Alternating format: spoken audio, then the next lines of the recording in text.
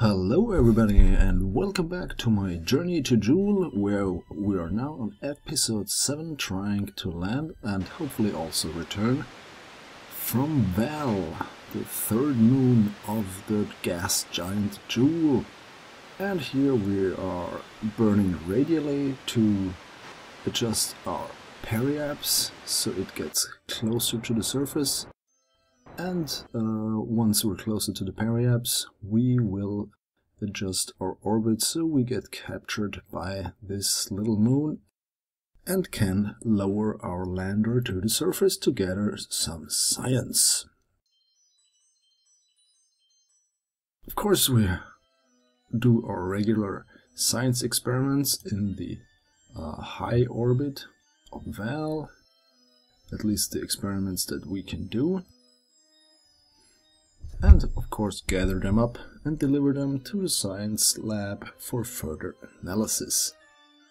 Ronnie Kerman is the brave Kerbonaut that will do this mission, or rather this part of the mission, because he has been trained exclusively for landing on Vall. His crewmates also have their special moons that they will Ronnie taking a picture for the family album there. His crewmates will also been trained for all of the other moons, so they will perform the other landings, or rather also have performed their other landings, because in our previous episodes we already managed to land and return from Tylo and also from Lathe, where we incidentally lost our solar panels for the lander, so all the rest of our landings are, well, under some time constraints. I should have enough battery power to get that thing down on the surface, gather some science, and then get back up. But, you know, you never know what can happen. Once again doing science, this time in close orbit around Vall, trying to squeeze in the cargo bay to collect the mystery goo samples and then deliver them to our science lab. There we go. And then it will be time to get our lander out of the cargo bay. But first we have to clean our experiments so we don't forget it this time, as we did on Tylo. And there we go. Lander out of the cargo bay. Then we plan to descend at periapse so we don't have to burn that much of our fuel, because of course we want to return to our mothership, the Joolishka. And here we are, getting ready to burn down to get to the surface. That four little I forgot their names, but it's those are the smallest straight engines that you can attach, and they're very efficient, so I really like to use them, especially on smaller craft like this one. Getting out our landing legs, and we're landing, I think, somewhere in the highlands of Vall. Getting closer and closer to the surface, landing lights activated, which is really quite useful. I really like to put some illuminators pointing downwards on my landers so I see where I'm going, especially when I happen to land on the dark side of a planet or a moon. And we are safely down on the surface, gathering our science on this biome. And then, of course, getting a surface sample from this little rock in space. Just write something for history to discover once somebody else gets here. Oh, and we look at that view. Beautiful. Now, since we still have quite a lot of Delta V left in the lander, I thought, hey, maybe we could get some more science. So I aimed for another biome, at least something I thought would be another biome. And then we set the lander in motion again. And here we're getting ready to descend. Of course, every landing comes with a certain amount of risk that you could crash and destroy your lander and therefore fail the entire mission. But fortunately this was not the case here. And we're once again back down and even close to some kind of landmark. At least it could be interpreted like that, but to be honest, all of those rocks look the same. And once again, gathering the science we can gather. Getting out for another surface sample and EVA report. Once more, Ronnie Kerman is admiring the beautiful scenery of the Jool system, planting another flag, and gets back into his lander to get back up to the Joolishka, because of course the clock is ticking because the electricity is running out. You see me checking the resources tab up there, but we're still in a safe margin.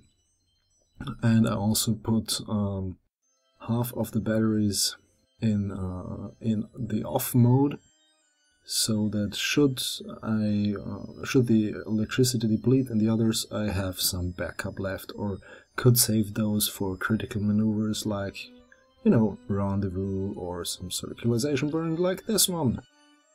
And here we go. Enough delta V left to make this burn. And we are in a safe orbit. Now it's time to make rendezvous with our mothership, and we, as usual, skip through that process because as complicated and interesting this is to do yourself, it's rather boring to watch, so I spare you the details. And there we go, using the big mothership to do the rendezvous burn. All 21 rocket motors, nuclear rocket motors actually firing. And then we have to make some minor adjustments to our orbit so we get a nice close encounter with our lander. Once again skipping through that process because it takes a lot of time. And here we are, already close to the spaceship. You know, orbital physics is really fascinating because there's this huge amount of space, and compared to that gigantic amount of space there are these tiny objects, and they are able to meet in that huge vastness of space. Why? Because of science, and we have to thank Sir Isaac Newton for that and everyone who followed after him. And now we're once again getting our mothership ready to receive the lander. But first I thought, well, in order to spare me the chore of getting around in the cargo bay collecting the science, Ronnie Kerman could do it in space, but I forgot that the EVA pack is able to push the entire thing, so I ended up almost getting away from my main vehicle, but we are now back on course and get into the cargo bay, where then we will do the tedious collection of our science data. And here we are, connected. And of course, as I mentioned before, it's time to collect the data from the surface. Since we had two biomes we went to, we can collect both goo canisters. Did not bother to bring a second materials bay with me because in comparison to other stuff they weigh a lot. And in Kerbal Space Program, as in any space engineering, weight is everything, or rather the reduction of weight. And Ronnie Kerman can now finally rest after successfully completing his mission and handing over the scepter to Bob. And Bob will of course land on, you guessed it, Bob, the fourth moon of Jool, which is a real pain to get to. And honestly have no idea why I undocked. Oh yes, I know, I wanted to disable the crossfeed between the lander and the main craft, but unfortunately I pressed the undock button and so I had to dock again, which was no big deal actually. In my experience, the best way to make a rendezvous with Bob is to start the maneuver node at the ascending or descending node and then hope to get close enough for an encounter where then you will do your burn to get into the orbit of Bob. Since it has such a steep inclination and since it has such an unusual orbit, high inclination, high eccentricity, and has such low gravity, it's quite the chore to actually hit Bob. You know, planets with high gravity, it's easy to get an encounter. You know, giants like Jool or Eve are easy to get to, but hard to get away from. And Bob is, of course, the complete opposite. And we got our maneuver node, firing our 21 nuclear engines to propel this big, beautiful mothership out of the orbit of Vall and onto a trajectory to rendezvous, well, to, in the future, meet Bob, where Bob will collect some science. And of course we have a second maneuver node, which we have to readjust after doing our first burn. Looking good so far. This will put us probably in some kind of polar orbit, but I don't mind at this point, and I'm just happy that I got the encounter at all. You may have noticed that I tried to do an equatorial orbit with all of the other moons of Jool, so it will be easier to get off of them, but since Bob's gravity is so low, this should not be a big problem. Doing our second transfer burn.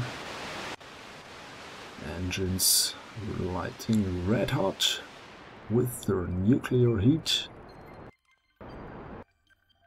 And, well, it looks like we missed our encounter.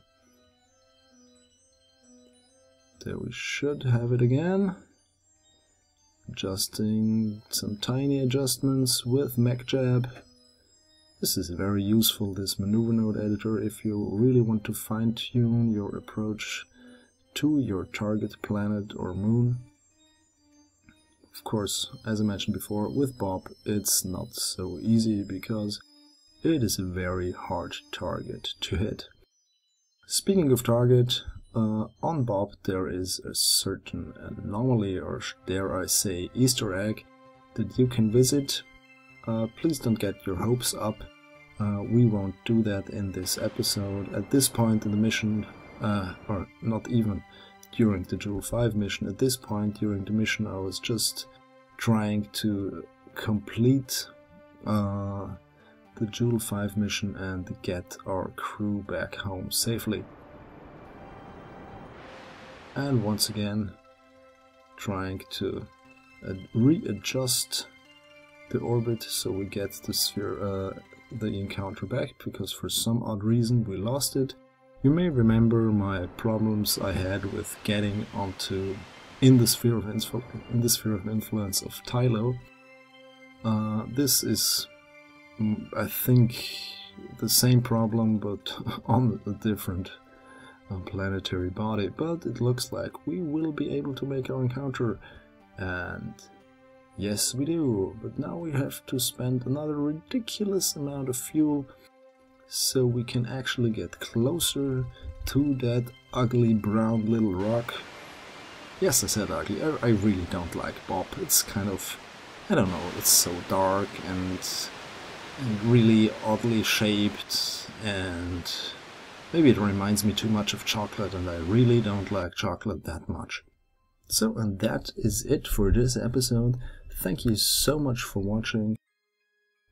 Goodbye.